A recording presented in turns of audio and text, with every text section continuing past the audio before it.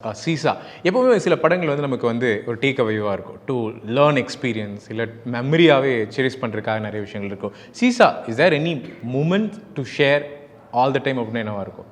Seesaw வந்து என்னை பொறுத்த வரைக்கும் நான் இப்போ பண்ணிகிட்ருக்க வெப் சீரிஸ், இப்போ வந்திருக்க ஆப்பர்ச்சுனிட்டிஸ், இது எல்லாத்துக்கும் முன்னாடி எனக்கு வந்து ஒரு ஆப்பர்ச்சுனிட்டி என்னை வந்து பாட்னியாக பார்த்து என்னை வந்து உள்ளே கொண்டு வந்தவங்க director and producer sir. So என் மேலே ட்ரஸ்ட் வச்சு எனக்கு ஒரு கேரக்டரை கொடுத்தப்போ நான் அந்த கேரக்டருக்கு ஒரு ஜஸ்டிஃபிகேஷன் கொடுக்கணும்னு நினச்சி பண்ண ஒரு கேரக்டர் தான் மாளவிகா கேரக்டர் ப்ளே பண்ணியிருக்கேன். ஸோ வந்து ஆப்வியஸாக சார் வந்து நாங்கள் வந்து பெர்ஃபார்ம் பண்ணுறப்போ நான் எப்படி பண்ணுவேன்னு சாருக்கு தெரியாது. லைக் ஓகே ஓரளவுக்கு நான் ஆடிஷன்ஸ் கூட அவ்வளோ வைக்கல எனக்கு.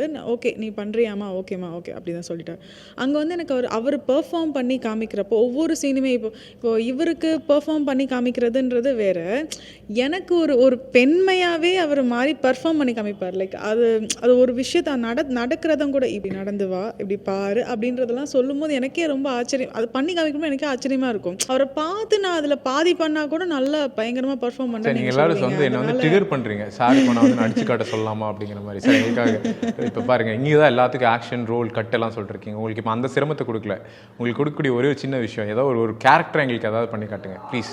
ஒரு சின்ன ரிக்வஸ்ட் தான். ஏதாவது நீங்கள் பாருங்கள், ஏதாவது ஒரு கதாபாத்திரம் சார் படத்தில் ஒரு ஏதாவது ஒரு இன்ட்ரெஸ்டிங்கான கதாபாத்திரம் சாரோடுதா, நட்டி சாரோடுதா. ஏன்னா எல்லாருமே வந்து உங்களை வந்து அவ்வளோ சொல்லும்போது நான் உடனே பார்க்கணுங்கிற மாதிரி ஒரு எதிர்பார்ப்பு எனக்கு இருக்கு. சார் காமிங்க சார், நான் உங்களை மாதிரி பண்ணணும். சார் ஓகே, உங்களுக்கு புரிஞ்சிருச்சா? சார் மாதிரி பிஹேவ் பண்ணணும், எல்லாம் அந்த செட்டில் எப்படி பிஹேவ் பண்ணணும் அது மாதிரி. இப்போ நீங்கள் அவர் கேரக்டர் ப்ளே பண்ணுறோம். Okay, role play ready, action. Mic அவர்கிட்ட வைங்க ப்ளீஸ்.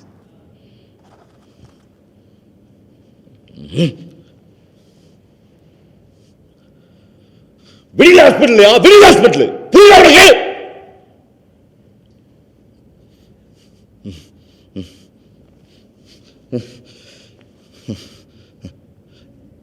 நிறுத்த முடியாது, என்ன செய்வ?